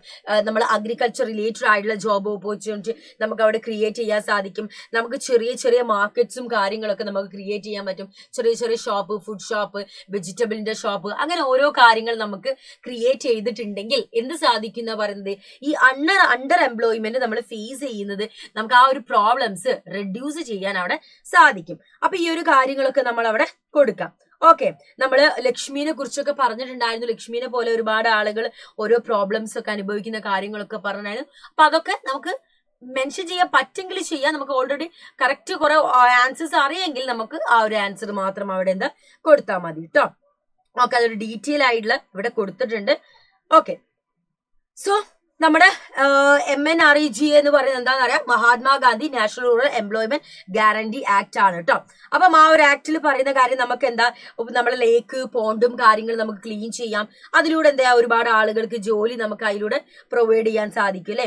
അതേപോലെ തന്നെ വില്ലേജ് റോഡിന്റെ കൺസ്ട്രക്ഷൻസ് വരുന്ന സമയത്ത് ഒരുപാട് വ്യക്തികൾക്ക് നമുക്ക് അവിടെ ജോലി കൊടുക്കാൻ സാധിക്കും. കോഓപ്പറേറ്റീവ് മിൽക്ക് സൊസൈറ്റികളിലും സ്മോൾ സ്കെയിൽ ഇൻഡസ്ട്രീസും നമ്മൾ സ്റ്റാർട്ട് ചെയ്തിട്ടുണ്ടെങ്കിൽ അവിടെ ഒരുപാട് വ്യക്തികൾക്ക് എന്താ ജോലി കൊടുക്കാൻ പറ്റും. കൺസ്ട്രക്ഷൻ വർക്ക്, വീട് പണി നടക്കുന്ന സമയത്തും കമ്മ്യൂണിറ്റി സെന്റേഴ്സ്, ഇൻഫ്രാസ്ട്രക്ചേഴ്സ്, പ്രൊജക്ട്സും ഇൻഫ്രാസ്ട്രക്ചർ പ്രൊജക്ട്സും ഒക്കെ നമ്മൾ സ്റ്റാർട്ട് ചെയ്യുന്ന സമയത്ത് ഒരുപാട് എംപ്ലോയ്മെന്റ് ഓപ്പർച്യൂണിറ്റി നമുക്ക് അവിടെ ക്രിയേറ്റ് ചെയ്യാൻ സാധിക്കും. ഓക്കെ, ഈ കാര്യങ്ങളൊക്കെ നമുക്ക് എന്താ അവിടെ എഴുതാം. Next question, agriculture give boost to the industrial sector. Justify the statement within any 3 relevant points. Agriculture നമുക്ക് എന്ത് ചെയ്യുന്നുണ്ട്, നമ്മളെ ഇൻഡസ്ട്രിയൽ സെക്ടർ ബൂസ്റ്റ് ചെയ്യുന്നുണ്ട്. സോ 3 റെലവെന്റ് ആയിട്ടുള്ള സ്റ്റേറ്റ്മെന്റ് അവിടെ നമുക്ക് പറയാനാണ് ചോദിക്കുന്നത്. നമുക്കത് പറഞ്ഞു പോകാം. Okay, yes. Agriculture and industry are not exclusively of each other. They move one hand. Yes, രണ്ടുപേരും എന്താണ്, പരസ്പരം ചേർന്നിട്ടാണ് പ്രവർത്തിക്കുന്നത്. നമ്മൾ അഗ്രികൾച്ചറിൽ യൂസ് ചെയ്യാനുള്ള പെസ്റ്റിസൈഡ്സ് ആയാലും അതേപോലെ തന്നെ നമുക്ക് എന്തെങ്കിലും പ്ലാസ്റ്റിക്സ് ആയാലും PVC പൈപ്പ്സ്, മെഷീൻസ്, ഫെർട്ടിലൈസേഴ്സ്, ഇതൊക്കെ എവിടെ നിന്നാണ്, ഇൻഡസ്ട്രിയിൽ നിന്നാണ് ലഭിക്കുന്നത്. ആൻഡ് ഈ ഒരു അഗ്രികൾച്ചറിൽ നമ്മൾ കിട്ടുന്ന റോ മെറ്റീരിയൽ വെച്ച് അഗ്രികൾച്ചർ നമ്മൾ ഉണ്ടാക്കുന്ന സംഭവങ്ങൾ മാനുഫാക്ചറിങ് നടക്കുന്ന എവിടെ നിന്നാണ്, ഇൻഡസ്ട്രി ാണ് നടക്കുന്നത്. സോ രണ്ടും എന്ത് ചെയ്യാണ്, പരസ്പരം ചേർന്ന് എന്ത് ചെയ്യുന്നതാണ്, വർക്ക് ചെയ്യുന്ന സംഭവങ്ങൾ തന്നെയാണ്. രണ്ടും എന്താണ്, കണക്ട് ചെയ്ത് ഇന്ത്യ ഡിപ്പെൻഡ് ആയിട്ട് മുന്നോട്ട് പോകുന്നതാണ് അല്ലെ. അപ്പൊ നമുക്ക് എന്ത് ചെയ്യാം, ആ ഒരു കാര്യങ്ങളൊക്കെ നമുക്ക് അവിടെ ആൻസർ ചെയ്യാം. നമ്മള് ഫെർട്ടിലൈസേഴ്സും പ്ലാസ്റ്റിക്സും ഇറിഗേഷൻ പമ്പും കാര്യങ്ങളൊക്കെ യൂസ് ചെയ്യുന്നതും ഒക്കെ നമുക്ക് എന്ത് ചെയ്യാം, അവിടെ കൊടുക്കാം. അപ്പൊ ആ ഒരു ആൻസേഴ്സ് ഒക്കെ നമുക്ക് അവിടെ കൃത്യമായിട്ട് കൊടുക്കാം. റോ മെറ്റീരിയൽ സപ്ലൈന്റെ കാര്യം കൃത്യമായിട്ട് റോ മെറ്റീരിയൽ സപ്ലൈ ഉണ്ട്, അത് അങ്ങോട്ടായാലും ഇങ്ങോട്ടായാലും റോ മെറ്റീരിയൽ എന്ത് ചെയ്യുന്നുണ്ട്, സപ്ലൈ ഉണ്ട്. മാർക്കറ്റ് എക്സ്പാൻഷൻ കൊണ്ടുവരുന്നുണ്ട്, എംപ്ലോയ്മെന്റ് ജനറേഷൻ, ഇതൊക്കെ നമുക്ക് എന്ത് ചെയ്യാം, അവിടെ ആൻസർ ആയിട്ട് കൊടുക്കാം. ഓക്കെ, സോ നെക്സ്റ്റ് ക്വസ്റ്റ്യനിലേക്ക് മക്കളെ നമുക്ക് പോകാം. The Indian Constitution provide 3 lists to distribute the legislative power. അല്ലെ, 3 ലിസ്റ്റ് ഉണ്ട്. നമുക്കറിയാം, state any two subject that are included in the union list. നമുക്ക് union list, state list, concurrent list, 3 ലിസ്റ്റുകൾ ഉണ്ട്. അതിൽ യൂണിയൻ ലിസ്റ്റിൽ വരുന്ന 3 സബ്ജക്റ്റുകൾ പറയാം. In which list the subject education is included and why. അതേപോലെ യൂണിയൻ ലിസ്റ്റിൽ ഇൻക്ലൂഡ് ചെയ്യുന്ന 3 സബ്ജക്റ്റ് പറയാം. എഡ്യൂക്കേഷൻ എന്ന് പറയുന്ന സബ്ജക്ട് ഏത് ലിസ്റ്റിലാണ് ഇൻക്ലൂഡ് ചെയ്യുന്നത്, അതിന്റെ റീസൺ എന്താണെന്നും കൂടെ പറയാം. ഓക്കെ, നമുക്ക് 3 ലിസ്റ്റുകളാണ് മക്കൾ ഇവിടെ കൊടുത്തത്. ഇന്ത്യ ഫെഡറൽ കൺട്രി നമുക്കറിയാം 3 ലിസ്റ്റുകളുണ്ട്, union list, state list, concurrent list. Union ലിസ്റ്റിൽ വരുന്ന സബ്ജക്റ്റ് എന്ന് പറയുന്നത് എന്തായിരിക്കും, നാഷണൽ ഇമ്പോർട്ടൻസ് ഉള്ള സംഭവങ്ങളായിരിക്കും. യൂണിയൻ അല്ലെങ്കിൽ സെൻട്രൽ ഗവൺമെന്റ് ആയിരിക്കും അവിടെ നിയമങ്ങളൊക്കെ എടുക്കുക. Defence, currency, foreign affairs, banking, communication ഒക്കെ യൂണിയൻ ലിസ്റ്റിൽ വരും. സ്റ്റേറ്റ് ലിസ്റ്റിലേക്ക് വരുന്ന സമയത്ത് അവിടെ എന്തൊക്കെയായിരിക്കും, സ്റ്റേറ്റ് ആയിരിക്കും അവിടുത്തെ കാര്യങ്ങളൊക്കെ തീരുമാനിക്കുക. സ്റ്റേറ്റ് ഗവൺമെന്റ് ആണ് അവിടെ നിയമങ്ങളും കാര്യങ്ങളും ഉണ്ടാക്കുക. Police, prison, commerce, agriculture, irrigation അതിൽ വരും. കൺകറന്റ് ലിസ്റ്റിലായിരിക്കും എന്ത് വരുന്നത്, ഈ 2 കൂട്ടരും കൂടി സ്റ്റേറ്റും സെൻട്രലും ആയിരിക്കും അവിടെ തീരുമാനങ്ങൾ എടുക്കുക. ആൻഡ് എന്തെങ്കിലും ഒരു കോൺഫ്ലിക്റ്റോ കാര്യങ്ങളോ വന്നാൽ ജുഡീഷ്യൽ ഇടപെട്ടതൊക്കെ തീർക്കും. സോ ഈ ഒരു ലിസ്റ്റിൽ വരുന്നതാണ് നമ്മുടെ നേരത്തെ പറഞ്ഞ എഡ്യൂക്കേഷൻ അല്ലെ, ഫോറസ്റ്റ്, മാരേജ്, അഡോപ്ഷൻ ഒക്കെ ഇതിൽ വരുന്നുണ്ട്. സോ എഡ്യൂക്കേഷൻ എന്ന് പറഞ്ഞാൽ നമുക്ക് സ്റ്റേറ്റിൽ മാത്രമല്ല സെൻട്രലിലും ഉണ്ട്. അപ്പൊ 2 പേർക്കും കൂടെ എന്താണ് അത് കമ്മ്യൂണിക്കേറ്റ് ചെയ്ത് 2 പേർക്കും കൂടെ അതിലെന്താ നിയമങ്ങളും കാര്യങ്ങളൊക്കെ എടുക്കാൻ പറ്റില്ലേ. അങ്ങനെ ആകുമ്പോൾ മാത്രമേ നമുക്ക് എന്താണ് എല്ലാവർക്കും കൂടി അപ്ലിക്കബിൾ ആവുന്ന കാര്യങ്ങൾ ഒരുപാട് എഡ്യൂക്കേഷൻ റിലേറ്റഡ് ആയിട്ടുള്ള തീരുമാനങ്ങൾ, ഡിസിഷൻ മേക്കിംഗ് ഒക്കെ നടക്കും. 2 കൂട്ടർക്കും എന്താണ് അവിടെ കാര്യങ്ങൾ തീരുമാനിക്കണം. സോ അതുകൊണ്ടാണ് ഇതെന്ത് വരുന്നത്, നമ്മളെ കൺകറന്റ് ലിസ്റ്റിൽ വരുന്നത്. ഓക്കെ, അതൊന്ന് ഡീറ്റെയിൽ ആയിട്ട് മക്കൾക്ക് ഇവിടെ കൊടുത്തതാണ്. ഓക്കെ, സോ ഇവിടെ കൊടുക്കുന്നുണ്ട് the subject education come under the concurrent list, which means that both the union government and state government have the power to make laws. അല്ലെ, ഈ ഒരു സബ്ജക്റ്റിൽ യൂണിയൻ ഗവൺമെന്റിനും സ്റ്റേറ്റ് ഗവൺമെന്റിനും നിയമം ഉണ്ടാക്കാനുള്ള അവകാശങ്ങൾ ഉണ്ട് അല്ലെ. അപ്പൊ ജനങ്ങളുടെ ആ ഒരു കോമൺ ഇൻട്രസ്റ്റ് മനസ്സിലാക്കിയിട്ട് അവർക്ക് റിലേറ്റഡ് ആയിട്ടുള്ള നിയമങ്ങളും കാര്യങ്ങളും നമുക്ക് എന്താണ് ഈ ഒരു എഡ്യൂക്കേഷൻ എന്ന് പറഞ്ഞാൽ ഇതിൽ നമുക്ക് കൊണ്ടുവരാൻ പറ്റും. Okay, next question, compare table A and B and answer the question given below. 2 table മക്കളെ കമ്പയർ ചെയ്യാം, എന്നിട്ട് മക്കളൊന്ന് കൃത്യമായിട്ട് ഒന്ന് നോക്കുക, എന്നിട്ട് നമുക്ക് എന്താ അതിനൊന്ന് ആൻസർ ചെയ്യാം. കൃത്യമായിട്ടൊന്ന് വേഗം നോക്കിക്കോളൂ. അപ്പത്തേക്ക് അടുത്ത സ്ലൈഡ് എടുത്ത് നോക്കാം. A remarkable fact about India is that while there has been a change in the share of the 3 sectors in GDP, a similar shift has not taken a place in employment. Why did not a similar shift out of the primary sector happen in case of employment? Substantiate your answer. So ഇവിടെ നമ്മൾ നോക്കുകയാണെങ്കിൽ നമ്മളെ 1974 ആ ഒരു വർഷം നമ്മൾ നോക്കുകയാണെങ്കിൽ നമുക്ക് ഏറ്റവും കൂടുതൽ GDP-യിൽ ഒരു ഗ്രോത്ത് ഉണ്ടായിട്ടുള്ളത് നമ്മുടെ പ്രൈമറി സെക്ടറിലാണ്. 1973-74 ദെൻ 2003-2004 വന്നപ്പോൾ അത് ടേർഷ്യറി സെക്ടറായി മാറി. ആൻഡ് നമ്മൾ പ്രൈമറി സെക്ടറിലല്ല 73-74 2030-40 ഗ്രോത്ത് ഉണ്ടായത് ടെർഷ്യറി സെക്ടറിലാണ് GDP-യിൽ. പക്ഷെ എംപ്ലോയ്മെന്റ് സെക്ടർ ഏറ്റവും കൂടുതൽ ജോലി ഉള്ളത് ഏതിലാണ് മക്കളെ? നമ്മുടെ പ്രൈമറി സെക്ടറിലാണ് ഉള്ളത് അല്ലെ. പ്രൈമറി സെക്ടറിലാണ് ഏറ്റവും കൂടുതൽ ജോബ് ഉള്ളത്. പക്ഷെ ഏറ്റവും കൂടുതൽ നമുക്ക് GDP ഏറ്റവും കൂടുതൽ ഉള്ളത് ഏതിലാണ്? നമ്മുടെ ടെർഷ്യറി സെക്ടറിലാണ്. സോ ഇതിന് നമുക്ക് എന്ത് ചെയ്യാം? ആൻസർ നമുക്ക് ഇവിടെ കൊടുക്കാം. Okay. Though industrial output or the production of goods went by more than 9 times during the period, employment in the industry went up by around 3 times. The same applies to the tertiary sector as well. While production in the service sector rose by 14 times, employment in the service sector rose around 5 times. As a result, more than half of the workers in the country are working in the primary sector. നമ്മുടെ കൺട്രിയിലെ half of the ആളുകൾ work ചെയ്യുന്ന എന്താണ്? Primary സെക്ടറിലാണ്.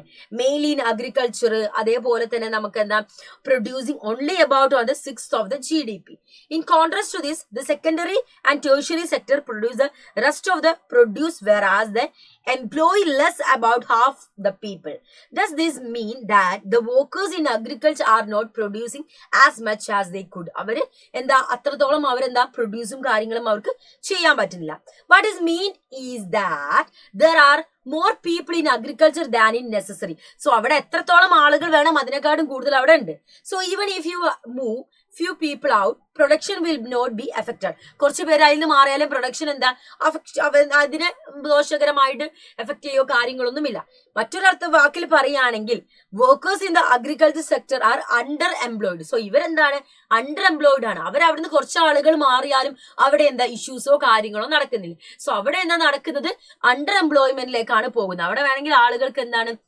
Primary സെക്ടറിന് ടെർഷ്യറിയിലേക്കോ ഒക്കെ നമുക്ക് അങ്ങോട്ടും ഇങ്ങോട്ടും മാറാം. പക്ഷെ ആളുകൾ എന്തെങ്കിലും മാറാതെ അവിടെ നിന്ന് തന്നെ എന്ത് ചെയ്യാണ്? വർക്ക് ചെയ്യുകയാണ്. ഓക്കെ. സോ ഇവിടെ എന്താണ്? കുറച്ച് കേസസും കാര്യങ്ങളൊക്കെ കൊടുക്കുന്നുണ്ട്. അപ്പൊ അതൊന്ന് മക്കള് വായിച്ചു നോക്കാം. ആൻസേഴ്സ് ഇങ്ങനെയാണ് നമ്മൾ ഇവിടെ എന്ത് ചെയ്യാണ്? അപ്രോച്ച് ചെയ്യേണ്ടത്. ഓക്കെ. ഒരു ഡീറ്റെയിൽ ആയിട്ടുള്ള ആൻസേഴ്സ് മിസ് ഇവിടെ കൊടുത്തിട്ടുണ്ട്. ഒന്ന് മക്കൾ വായിച്ചു നോക്കാം. അപ്പൊ ഈ ഒരു കാര്യങ്ങളൊക്കെ വെച്ചിട്ട് വേണം എന്ത് ചെയ്യേണ്ടത്? നമ്മൾ എഴുതാണ്ടത്. സോ അഗ്രികൾച്ചർ സെക്ടറിലെ അണ്ടർ എംപ്ലോയ്മെന്റിനെ കുറിച്ച് നമ്മൾ എന്ത് ചെയ്യണം? അവിടെ മാർക്ക് ചെയ്യണം. അത് ഇപ്പൊ പറഞ്ഞ കാര്യങ്ങളൊക്കെ എന്ത് ചെയ്യാണ്? നോട്ട് ചെയ്താൽ മതി കേട്ടോ. ഓക്കെ. സോ സെക്ഷൻ ഡിയിലേക്കാണ് മക്കളെ നമ്മൾ ഇനി പോകാൻ പോകുന്നത്. സെക്ഷൻ ഡി ആണ്. ABC കഴിഞ്ഞു നമുക്ക് ഡിയിലേക്കാണ് നമ്മൾ പോകുന്നത്. സെക്ഷൻ ഡിയിൽ ചോദിക്കുന്നത് analyse the impact of mining activity on A local environment and the health of the surrounding community. എത്രത്തോളം ഈ മൈനിങ് ആക്ടിവിറ്റി ലോക്കൽ എൻവയോൺമെന്റ് നമ്മുടെ ചുറ്റുപാടുമുള്ള എൻവയോൺമെന്റിനും അറ്റ് ദ സെയിം ടൈം കമ്മ്യൂണിറ്റീസിനെ ചുറ്റുപാടുമുള്ള കമ്മ്യൂണിറ്റിന്റെ ഹെൽത്തിനെയും ബാധിക്കുന്നുണ്ട് എന്നാണ് പറയുന്നത്. സോ ഈ മൈനിങ്ങിന്റെ ഇമ്പാക്ട് എന്ന് പറയുന്നത് നമുക്ക് ഒരുപാട് ഒരു പൾമണറി ഡിസീസ് ഉണ്ടാകാനുള്ള കാരണം ക്രിയേറ്റ് ചെയ്യുന്നുണ്ട്. അതേപോലെ തന്നെ induction and fire is A call mine are the നമുക്കൊരു കോൺസ്റ്റന്റ് ആയിട്ടുള്ള ഒരു ത്രെട്ട്, ഒരു ഭീഷണിയാണ് ഈ ഒരു ഫയറും കാര്യങ്ങളൊക്കെ ഉണ്ടാകുന്നത് അല്ലെ.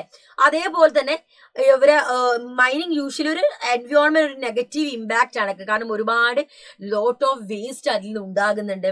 അതേപോലെ തന്നെ നമുക്ക് ചുറ്റുപാടുള്ള നമ്മളെ ഫ്ലോറേനെയും ഫോണേനെയും നെഗറ്റീവ്ലി ബാധിക്കുന്നുണ്ട്. നമ്മളെ ഹാബിറ്റന്റ് എന്ത് ചെയ്യുന്നുണ്ട്? നഷ്ടപ്പെടുന്നുണ്ട്. പൊല്യൂഷൻ ഉണ്ടാകുന്നു, ഇറോഷൻ സംഭവിക്കുന്നു, ടോപ്പ് സോയിൽ റിമൂവ് ചെയ്തു പോകുന്നു. ഇങ്ങനെ ഒരുപാട് സംഭവങ്ങൾ എന്ത് ചെയ്യുന്നുണ്ട്? മൈനിങ് മൂലം നമുക്ക് എന്ത് ചെയ്യേണ്ട? ഫേസ് ചെയ്യേണ്ട സിറ്റുവേഷൻ വരുന്നുണ്ട്. ഓക്കെ. സോ നെക്സ്റ്റ് ക്വസ്റ്റിലേക്ക് നമുക്ക് പോകാം. Non conventional resources are the best option to conserve the natural resources. Substantiate this treatment with example. മക്കളെ ഇത് നേരത്തെ ഒരു ക്വസ്റ്റ്യൻ ചോദിച്ചില്ലേ? സെക്ഷൻ ഡിയിലെ ഫസ്റ്റ് ക്വസ്റ്റ്യൻ. ഇത് ഓർ ക്വസ്റ്റ്യൻ ആണ്. ഒന്നെങ്കിൽ അത് അല്ലെങ്കിൽ ഇത്, ഏത് വേണമെങ്കിലും നിങ്ങൾക്ക് തെരഞ്ഞെടുത്ത് എഴുതാട്ടോ. Okay. Non conventional source are the best option എന്ന് പറയുന്നുണ്ട്. അത് നമുക്ക് നോക്കാം. നോൺ കൺവെൻഷണൽ എനർജി സോഴ്സസും അതേപോലെ കൺവെൻഷണൽ എനർജി സോഴ്സസും ആണ് കൊടുത്തത്. നോൺ കൺവെൻഷണൽ എനർജി സോഴ്സസ് നമുക്ക് എന്താണ്? എപ്പോഴും നമുക്ക് ഗുണകരമാണ്. ലൈക്ക് നമുക്കറിയാം solar energy, wind energy, tidal energy, geothermal energy. അതെന്താ? ഒരിക്കലും അവിടെ എൻഡ് ആവില്ല. പക്ഷെ കൺവെൻഷണൽ സോഴ്സ് ഓഫ് എനർജി പറഞ്ഞാൽ അത് നോൺ റിന്യൂവബിൾ റിസോഴ്സസ്, നമുക്ക് റിന്യൂ ചെയ്തെടുക്കാൻ പറ്റില്ല. കൺവെൻഷണൽ സോഴ്സ് ഓഫ് എനർജി എന്താ? റിന്യൂ ചെയ്യാൻ പറ്റും അല്ലെ. വീണ്ടും നമുക്ക് റിന്യൂ ചെയ്തെടുക്കാൻ സാധിക്കും. സോ എൻവയോൺമെന്റ് ഫ്രണ്ട്ലി ആണ്, പൊല്യൂഷൻസ് ഉണ്ടാകുന്നില്ല. നേരെ മറിച്ച് ഗ്ലോബൽ വാർമിങ്ങിനൊക്കെ ഒരു ലാർജ് സ്കെയിൽ ആയിട്ട് എഫക്ട് ചെയ്യുന്നതാണ് കൺവെൻഷണൽ സോഴ്സ് ഓഫ് എനർജി. അതൊക്കെ നമുക്ക് എന്താണ് അവിടെ കൊടുത്തിട്ട് നമുക്ക് എന്താ ആൻസർ ചെയ്യാൻ പറ്റും. അതേപോലെ തന്നെ കൺവെൻഷണൽ സോഴ്സ് ഓഫ് എനർജി ആണ് എക്സ്പെൻസീവ് ആണ്, പക്ഷെ non conventional source of energy expensive അല്ല. സോളാർ എനർജിയും ടൈഡൽ എനർജിയും ഒന്നും എന്താ നമുക്ക് എക്സ്പെൻസീവ് അല്ല. സോ അതൊക്കെ നമുക്ക് എന്താ അവിടെ എഴുതാം കേട്ടോ. ക്ലിയർ ആയില്ലേ? സെറ്റ് അല്ലേ? സോ അതൊന്ന് ഡീറ്റെയിൽ ആയിട്ട് ഇവിടെ കൊടുത്തു എന്നുള്ളൂ. അപ്പൊ ടേബിൾ ആയിട്ട് നമുക്ക് എഴുതാം. അതേപോലെ തന്നെ നമുക്ക് ഇങ്ങനെ ഡീറ്റെയിൽ ആയിട്ട് നമുക്ക് അവിടെ അപ്രോച്ച് ചെയ്യാം. ഏതാണ് നമുക്ക് ഈസി ആയിട്ട് തോന്നുന്നത് അതേ രീതിയിൽ അപ്രോച്ച് ചെയ്യാം കേട്ടോ. So next question, how would you evaluate Napoleon as an administrator who created a more rational and efficient system? And അത് ഡീറ്റെയിൽ കൊടുക്കാനാണ് ചോദിക്കുന്നത്. ഡീറ്റെയിൽ ആയിട്ട് ആൻസർ ചെയ്യാം. നമുക്ക് നെപ്പോളിയൻ ബോണപ്പാർട്ടിനെ കുറിച്ച് ഇവിടെ പറഞ്ഞു. Under him the French army started carrying the ideas of nationalism to other parts of Europe. അത് ആരുടെ സമയത്താണ്? നമ്മളെ നെപ്പോളിയൻ ബോണപ്പാർട്ടിന്റെ സമയത്താണ് ഇതൊക്കെ ഉണ്ടായിരുന്നത്. നാഷണലിസം എന്ന് പറഞ്ഞ ഐഡിയ വന്നു. അങ്ങനെ യൂറോപ്പിലെ പല ഭാഗങ്ങളിലേക്കും ഈ ഒരു ഐഡിയ എന്താണ് എത്തുകയാണ് ചെയ്യുന്നത്. ദെൻ പിന്നെ അദ്ദേഹത്തിനെ കുറിച്ച് പറയുന്നത് എന്താണ്? The Napoleonic Code removed all the privilege based on birth and establish equality before the law and secure the right to property. ഇവിടെ എന്താണ് റൈറ്റ് ടു പ്രോപ്പർട്ടി എന്ന അവകാശം അത് സെക്യൂർ ചെയ്തു. അതേപോലെ തന്നെ ബർത്തിന്റെ ഇതിൽ നമുക്ക് ലഭിക്കുന്ന എല്ലാ പ്രിവിലേജസും അദ്ദേഹം റിമൂവ് ചെയ്തു. നിയമത്തിന്റെ മുമ്പിൽ എന്താ എല്ലാവരും തുല്യരാണ് എന്നൊരു കോൺസെപ്റ്റ് അദ്ദേഹം കൊണ്ടുവന്നു. Napoleon simplified administrative division and abolish the primitive feudal system. Feudal system അദ്ദേഹം എന്ത് ചെയ്തു? അബോളിഷ് ചെയ്തു. അതേപോലെ തന്നെ by free the peasants from serfdom and manorial ഡ്യൂസും. സോ മെനോറിയൽ ഡ്യൂസും അതൊക്കെ അപ്പൊ അതേപോലെ തന്നെ സെർഡൊക്കെ ഒരുപാട് അവരെ മിസ്യൂസും കാര്യങ്ങളൊക്കെ ചെയ്യുന്നുണ്ട്. അതിൽ അവരെ ഫ്രീ ആക്കി ഫാമേഴ്സിനെ. Guild restrictions were removed from the towns. ടൗണിൽ ഗിൽഡ് റെസ്ട്രിക്ഷൻസും കാര്യങ്ങളും എന്ത് ചെയ്തു? അദ്ദേഹം കൊണ്ടുവന്നു. അതൊക്കെ നമുക്ക് എന്താ അവിടെ കൊടുക്കാം. ഇനിയും അദ്ദേഹത്തിന് ഒരുപാട് കാര്യങ്ങളുണ്ട്. ട്രാൻസ്പോർട്ടേഷൻ ആയാലും കമ്മ്യൂണിക്കേഷൻ സിസ്റ്റം ഇംപ്രൂവ് ചെയ്തു. അതേപോലെ തന്നെ വെയിറ്റ് ആൻഡ് മെഷേഴ്സ് ഒക്കെ സ്റ്റാൻഡേർഡൈസ് ആക്കിയും ഒരു നാഷണൽ കറൻസി, കോമൺ ആയിട്ടുള്ള നാഷണൽ കറൻസി കൊണ്ടുവന്നു. അങ്ങനെ ഒരുപാട് മാറ്റങ്ങൾ, ചേഞ്ചസ് അദ്ദേഹം കൊണ്ടുവരുന്നുണ്ട്. അപ്പൊ അതൊക്കെ നമുക്ക് എന്താ ലിസ്റ്റ് ഔട്ട് ചെയ്ത് കൊടുത്താൽ മതി. ഇതൊന്നും ഡീറ്റെയിൽ ആയിട്ട് മിസ് എന്ത് ചെയ്തിട്ട് ആൻസർ അവിടെ കൊടുത്തതാണ്. And analyze the decision taken by the conservation at the Congress of Vienna in the year 1850. ഇവിടെ മക്കളെ നോക്കിക്കേ, a new conservatism after 1850. After Napoleon's defeat, European government were driven by the spirit of conservatism. Conservatism എന്ന് പറഞ്ഞ സ്പിരിറ്റോട് കൂടെ ഇവരെന്ത് ചെയ്തു എന്നാണ് പറയുന്നത്? കൺസർവേറ്റിസം എന്ന് പറയുന്നത് എന്താ? A political philosophy. അതൊരു പൊളിറ്റിക്കൽ ഫിലോസഫി ആയിരുന്നു. എന്തായിരുന്നു അത് ഇമ്പോർട്ടൻസ് കൊടുത്തത്? ദ സ്ട്രെസ് ഓൺ ട്രഡീഷൻ, അതേപോലെ തന്നെ establish the institution and customs and prefer the gradual development, the quick change എന്ന ഒരു കോൺസെപ്റ്റ് ആണ് എന്ത് എന്നൊരു കോൺസെപ്റ്റ് ആയിരുന്നു എന്ത് കൺസർവേറ്റിസം എന്ന് പറയുന്ന കോൺസെപ്റ്റ്. ഓക്കെ, അപ്പൊ അതിനെന്തായിരുന്നു അവര് ഇമ്പോർട്ടൻസ് കൊടുത്തു. ദെൻ 1850 ന്യൂ കൺസർവേറ്റിസത്തിനെ കുറിച്ചാണ് മക്കളെ പിന്നെ എന്ത് ചെയ്യുന്നത് പറയുന്നത്. After the defeat of Napoleon, the victorious European power met the Congress of Vienna and the main intention was to restore the monarchies. അവരുടെ മെയിൻ ഇന്റൻഷൻസ് എന്തായിരുന്നു? monarchies restore ചെയ്യാം that had been overthrown by the Napoleon and create a new conservative order in Europe. എന്താണ് conservative order നമ്മൾ already പറഞ്ഞു. Conservatives believe that traditional institution, a state and society like the monarchy, the church, social hierarchy, property and the family should be preserved. So അവരെ ഈ ഒരു Conservatives believe ചെയ്ത് എന്തായിരുന്നു അവർ believe ചെയ്തിട്ടുണ്ടായിരുന്നത്? ഒരു മൊണാർക്കി ആയിട്ടുള്ള ഒരു ഒരു traditional institution, church, social hierarchies ഒക്കെ നിലനിൽക്കണം, പ്രോപ്പർട്ടി ആൻഡ് ഫാമിലി ഇതൊക്കെ എന്തായാലും നിലനിൽക്കണം എന്നൊരു രീതിയായിരുന്നു അവർക്ക് ഉണ്ടായിരുന്നത്. ഓക്കെ, അതൊക്കെയാണ് മക്കളെ അവിടെ കൊടുത്തിട്ടുള്ളത്. അതൊന്ന് ഡീറ്റെയിൽ ആയിട്ട് ഇവിടെ കൊടുത്തതാണ്. എന്റെ മക്കൾ എന്ത് ചെയ്യുക, അതൊന്ന് ഡീറ്റെയിൽ ആയിട്ട് വായിച്ചു നോക്കാം. എല്ലാം നമുക്ക് മിസ് ഡീറ്റെയിൽ ആയിട്ട് പറയുന്നില്ല. എങ്ങനെയാണ് ആൻസേഴ്സ് ചെയ്യേണ്ടതും ഓരോന്നിന്റെ ആൻസേഴ്സും ആണ് നമ്മൾ ഇന്ന് നോക്കുന്നത്. ഓക്കെ, അപ്പൊ അതൊന്ന് ഡീറ്റെയിൽ ആയിട്ട് ഇവിടെ കൊടുത്തതാട്ടടാ. ഒന്ന് വായിച്ചു നോക്കണേ. ഇതൊക്കെ മിസ് സ്ലൈഡ് അയച്ചു തരാം. ഇതൊക്കെ ഒന്ന് വായിച്ചു നോക്കണേ. ഓക്കെ, അടുത്തത് analyse the role of multi party system in a democratic country like India. Multi party സിസ്റ്റത്തിനെ കുറിച്ചാണ് അവിടെ ചോദിക്കുന്നത്. അതിന്റെ റോൾ എന്താണ് ചോദിക്കുന്നത്? റോൾ നമുക്ക് എന്തൊക്കെയാം? ഇന്ത്യ എന്ന് പറയുന്ന ഒരു മൾട്ടി പാർട്ടി, ഇന്ത്യ എന്ന് പറയുന്നത് എന്താണ്? ഒരു ഡെമോക്രസി ഫോളോ ചെയ്യുന്ന ഒരു കൺട്രിയാണ്. മൾട്ടി പാർട്ടി പൊളിറ്റിക്സ് എന്താണ് ഇന്ത്യയിൽ നമുക്ക് കാണാൻ സാധിക്കും. സോ അതെന്താണ്? It plays a crucial role in the representing the diverse interest. നമ്മുടെ സൊസൈറ്റിയിൽ എന്താണ് ഡിഫറെന്റ് ആയിട്ടുള്ള ആസ്പിറേഷൻസും ഡൈവേഴ്സ് ഇൻട്രസ്റ്റ് ഉള്ള പീപ്പിൾ ഉണ്ടായിരിക്കും. സോ അവരെ ഒരു റെപ്രസെന്റേഷൻ നമുക്ക് ഉറപ്പ് വരുത്തണമെങ്കിൽ അവിടെ എന്താ ഒരു മൾട്ടി പാർട്ടി പൊളിറ്റിക്സ് നമുക്ക് അവിടെ ആവശ്യമാണ്. ഈ ഒരു സിസ്റ്റം എന്ത് ചെയ്യുന്നുണ്ട്? ഒരു കോമ്പറ്റീറ്റീവ് ആയതും ഡൈനാമിക് ആയിട്ടുള്ള ഒരു പൊളിറ്റിക്കൽ എൻവയോൺമെന്റ് ക്രിയേറ്റ് ചെയ്യുന്നുണ്ട്. Parties with different ideologies and agendas can participate and compete from the support of the electorate. So ഇതൊക്കെ നമുക്ക് എന്താണ്, ഒരു മൾട്ടി പാർട്ടി അവിടെ പ്രസന്റ് ആവുന്ന സമയത്ത് നമുക്ക് അവിടെ എന്ത് നടക്കും? Provides check and balance against any one party become too powerful and dominant. ഈ ഒരു കാര്യങ്ങളൊക്കെ നമുക്ക് എന്ത് ചെയ്യാം? അവിടെ ആൻസർ ചെയ്യാൻ സാധിക്കും. സോ ഒരു സിംഗിൾ പാർട്ടി വരുന്ന സമയത്ത് ഒരു സിംഗിൾ പാർട്ടിന്റെ റൂൾ തന്നെയാണ് കാണുന്നത്. ഒരു മൾട്ടി പാർട്ടി വരുന്ന സമയത്ത് നമുക്ക് ഒരാളെ മാത്രമേ ചൂസ് ചെയ്യാൻ പാടുള്ളൂ എന്ന് പറയുമ്പോൾ നമുക്ക് എന്താണ്, ഒരു ഇതും ഇല്ലാതെ അവരെ തന്നെ നമുക്ക് ഇതാക്കേണ്ടി വരും. സോ ഒരാൾ 5 വർഷം ഭരിക്കുക, അത് കഴിഞ്ഞിട്ട് നമുക്ക് ഒരു ഇലക്ഷൻ നടക്കുക. അപ്പൊ നമുക്ക് അവർ നല്ല രീതിയിൽ ഭരിച്ചാൽ നമ്മൾ വീണ്ടും അവർക്ക് വോട്ട്, അല്ലെങ്കിൽ നമുക്ക് എന്താ അവിടെ വേറൊരു ഓപ്ഷൻ ഉണ്ട്. സോ ഒരു മൾട്ടി പാർട്ടി സിസ്റ്റം ആകുന്ന സമയത്തെ നമുക്ക് എല്ലാവർക്കും ഒരു റെപ്രസെന്റേഷൻ കിട്ടുള്ളൂ, സൊസൈറ്റി എല്ലാവർക്കും ഒരു റെപ്രസെന്റേഷൻ കിട്ടുള്ളൂ. ജനങ്ങൾക്ക് അവിടെ ഒരു ചോയ്സ് ഉണ്ട്, അവർക്ക് അവരുടെ ഐഡിയാസും അവരുടെ തോട്ട് പ്രോസസ്സും അവരുടെ ഒപ്പീനിയൻസും അവിടെ ചൂസ് ചെയ്യാനുള്ള ഒരു ഇത് കിട്ടുന്നത് എന്താ, ഒരു ഡെമോക്രാറ്റിക് കൺട്രി ഒരു മൾട്ടി പാർട്ടി സിസ്റ്റം ഒക്കെ ഫോളോ ചെയ്യുന്നത് കൊണ്ടാണ് അല്ലെ. ഓക്കെ അല്ലേ? സോ നെക്സ്റ്റ് ക്വസ്റ്റിലേക്ക് നമുക്ക് പോകാം.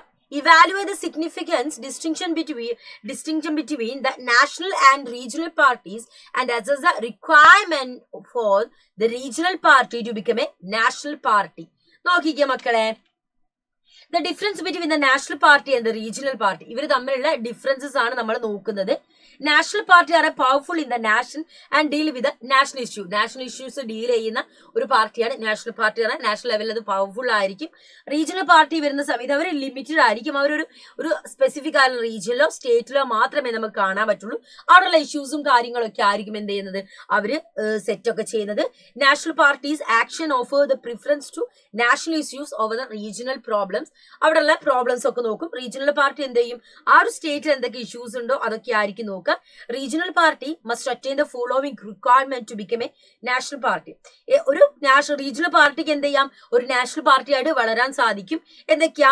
A party must gain at least 6% of the total vote in Lok Sabha അല്ലെങ്കിൽ അസംബ്ലി ഇലക്ഷനിൽ എന്താണ് 6%-നെക്കാട്ടും കൂടുതൽ വോട്ട് ലഭിക്കുന്ന സമയത്ത് അവർക്ക് എന്തായിരിക്കും കിട്ടുക? Assembly election in a 4 state to be national party ആകും and win at least 4 seats in the ലോക്സഭയിൽ അറ്റ്ലീസ്റ്റ് 4 സീറ്റ്സ് അവർക്ക് ലഭിക്കണം. അതേപോലെ തന്നെ a party has to receive at least 6% of the total votes in legislative election to become a regional party and win at least the 2 states. ഈ ഒരു രീതിയിലൂടെ അവർക്കൊരു regional പാർട്ടിക്ക് ഒരു നാഷണൽ പാർട്ടിയായി മാറാനും കാര്യങ്ങളൊക്കെ പറ്റും. അത് നമുക്ക് എന്ത് ചെയ്യാം, അവിടെ കൊടുക്കാം. Next question. A farmer has borrowed money from a lender at a high rate of the interest as he could not pay the interest he has forced to borrow from another landlord to settle the amount for the interest borrowed to the money lender. Say the consequences he may face this situation. നമ്മളെ money and credit എന്ന് പറഞ്ഞ പാഠത്തിലാണ്. So ഇവിടെ ഒരു NCERT corner കൊടുത്തിട്ടുണ്ട്, രമേന്റെ story. അതെന്റെ മക്കൾക്ക് already അറിയാം, അതൊക്കെ ഒന്ന് വായിച്ചു നോക്കാം. ഇവിടെ എന്തൊക്കെ കാര്യങ്ങളാണ് മക്കളെ വരുന്നത്? ഈ ഫാമർ എന്തിലേക്കാ പോകുന്നത്? ഒരു ഡെപ്റ്റ് ട്രാപ്പിലേക്കാണ് എത്തുന്നത്. കടക്കണിയിലേക്ക് എന്ത് ചെയ്യുന്നുണ്ട്, ലീഡ് ചെയ്യുന്ന ഒരു സിറ്റുവേഷൻ വരുന്നു. സോ ഒരുപാട് കോൺസിക്വൻസസ് ഫേസ് ചെയ്യേണ്ടി വരും. ഫിസിക്കൽ ഹാം അവർക്ക് ഉണ്ടായിരിക്കും.